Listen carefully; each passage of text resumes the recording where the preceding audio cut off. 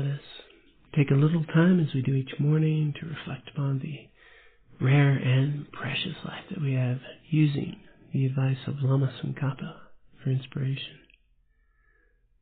This opportune physical form is worth more than a wish-granting gem. You only gain its like, though once.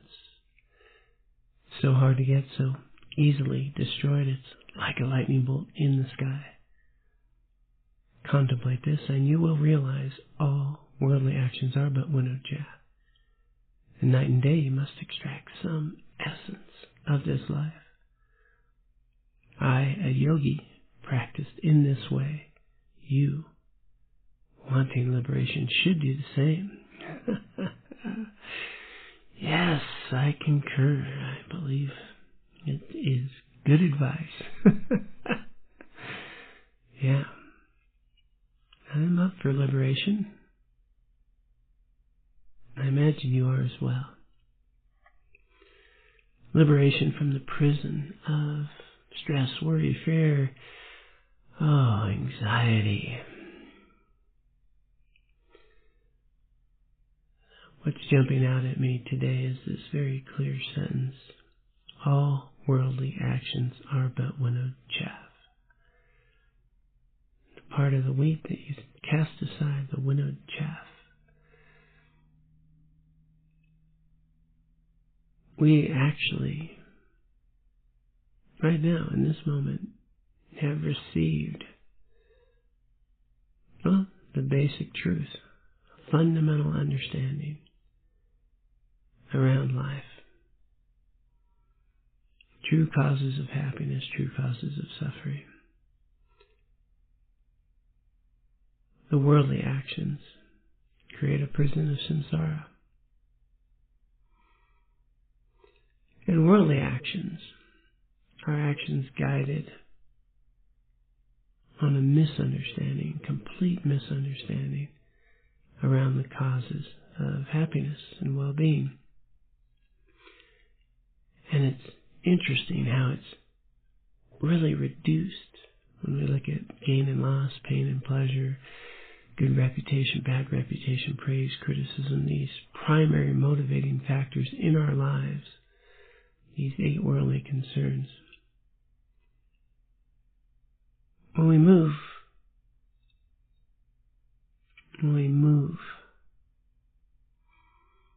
when we do something, when we're motivated,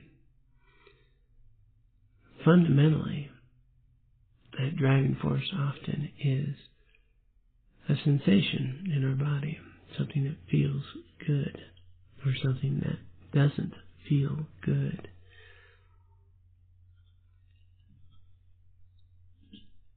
Wow, how much of our life is simply that motivation?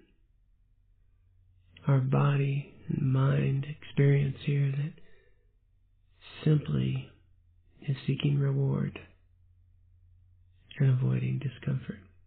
And just the sensation in the body. What will make that sensation feel good? Or if I'm feeling uncomfortable, what can I do to feel more comfortable? If I'm just here, not feeling anything particularly, then what do I do to feel good? I'm motivated. This mind-body experience we're having, left to its own devices, without us consciously engaged, compels us all day long for these worldly concerns. But when we get right down to it, it's a sensation of feeling in the body. It feels good or doesn't feel good, or somewhat neutral, then gets bored. And what's fascinating, when we actually are conscious, is that sensation of feeling good, which we could have, doing something, just being on the beach in Hawaii, feeling, whoa, here I am. We can have that same feeling in our own house. We can still have that same sensation. We can have that sensation, eating our favorite meal. Woo! Very good sensation. We can also have have that sensation just drinking water, especially when we're thirsty. The discomfort, we can actually have that struggle and pain being with someone we don't want to be with. And we can also have that sensation, feeling like there's something we have to do that we don't want to do. The point being, if we really just get down to the sensations, we can recognize that the attitude and thoughts that we bring to our activities, we can have our own reward system that we get to develop that is about the essence of this life, about lasting happiness instead of temporary sensations that come and go. And those temporary sensations, worldly activities, chasing something to make us feel good for a moment or for a little while, and then it goes. And then we seek to feel that way again. Or we have some difficulty and we don't want to feel that way again. We're being compelled, just like a leaf being blown in the wind. Just driven by sensations in the body. But extracting the essence of this life.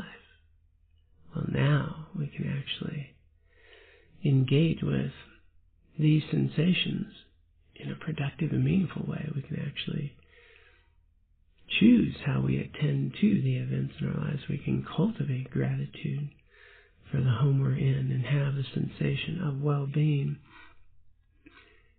We don't need to go seek it somewhere else. We can have an understanding of our capacity to overcome difficulties and cultivate patience. And have resiliency and not run from every discomfort that arises. Instead of being blown around like a leaf in the wind, we can reside firmly in equanimity and balance and consciously cultivate our ultimate reward circuitry in this mind-body experience. Embracing the joy, embracing our capacity to learn and grow from the discomfort, and choosing to engage in whatever is happening in ways that produce a greater degree of well-being within. So let's not be a leaf in the wind today. Let's consciously engage in the activities of our life, extracting the essence, the merit, and the wisdom, to know that we have a choice about how we experience anything. And we even have a choice about our motivations. Let's practice in this way. Achieve some liberation.